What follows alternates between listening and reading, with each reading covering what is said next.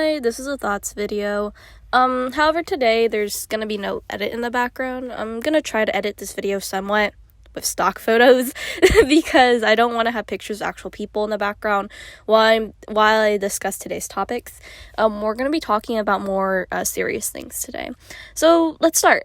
Misinformation is rampant in fandoms, and sometimes I think people don't understand the damaging effects of this misinformation very well.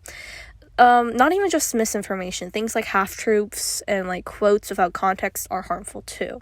So we're going to talk about why in fandom people spread misinformation/disinformation and their harmful effects. There's a couple of reasons that I could think of. First, it's funny. So incorrect quotes and fake subs have been a thing in fandoms for a long time. Parodies use them to be dramatic, and satires can use them to bring up an issue of society and criticize it. Online, there's abridged series that are popular in anime fandoms, and those aren't really misinformation as they have disclaimers and notify people that what they're doing is indeed a parody. There's also incorrect quotes. Incorrect quotes are quotes from other media or made-up quotes that have the incorrect character or celebrity saying that quote. They don't originate from Tumblr, but Tumblr's chat post format made it popular on the website. Most of the incorrect quotes you see today originated from incorrect quotes made and popularized from 2010 to 2014. And they're supposed to be funny and simple. In compilation videos on YouTube, fake subs can be used to dramatize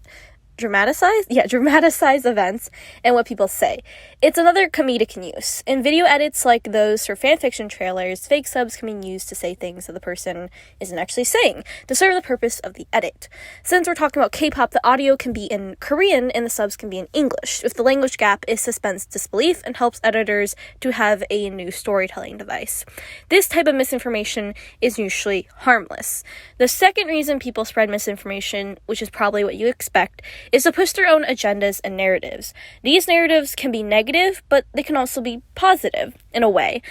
For BTS, RM is commonly attributed with the quote, "No one is born ugly, we're just born in a judgmental society," when he never said that. It's a good quote and doesn't frame him in a negative light, but it's not true.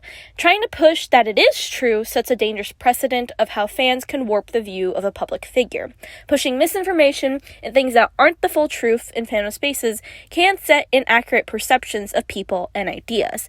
This can lead to many different problems that can't be stopped easily.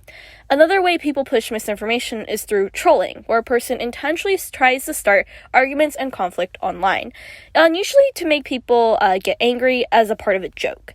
So essentially, trolls will poke fun at people. There's different intensity levels for trolls, where some are harmless and find it humorous to rile people up, but there are some who are extreme. They go to extensive lengths to egg people on and harm online communities. Now, one step above trolls are people with narratives that are malicious. Narratives usually are malicious. They are trying to harm either the fandom or the fandom's main interest. People are trying to maliciously affect these spaces for a variety of reasons, though. Some people have genuinely malicious intent and aim to harm the fandom space or the interest or celebrity. This is like a good time to introduce the word disinformation. So when false information is intentionally used to mislead and influence people, it is called disinformation.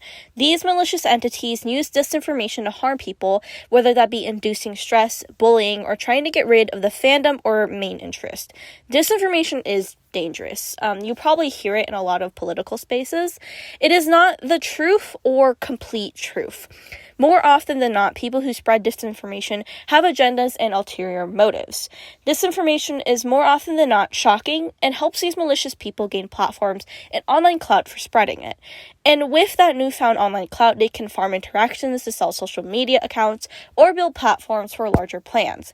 A platform built on disinformation and misinformation has been done before if you look at YouTube drama channels and the numerous drama forums online.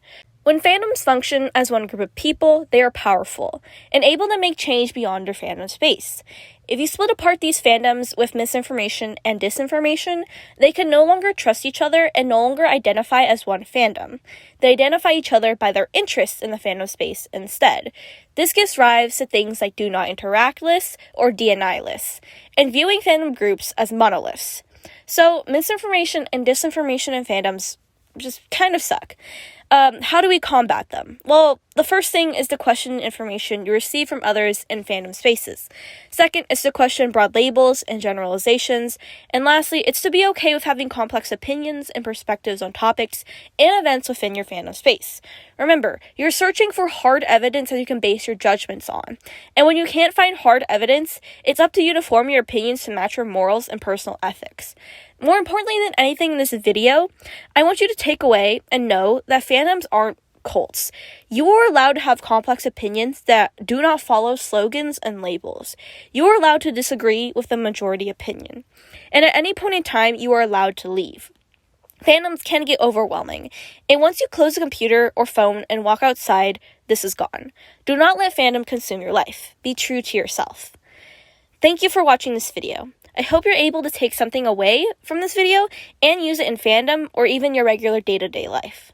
I'd like to say thank you to all the people on my Twitter group chat for helping me kind of think through this information. And yeah, remember to stream butter, take care of yourself, and as always, please remember to stay thoughtful.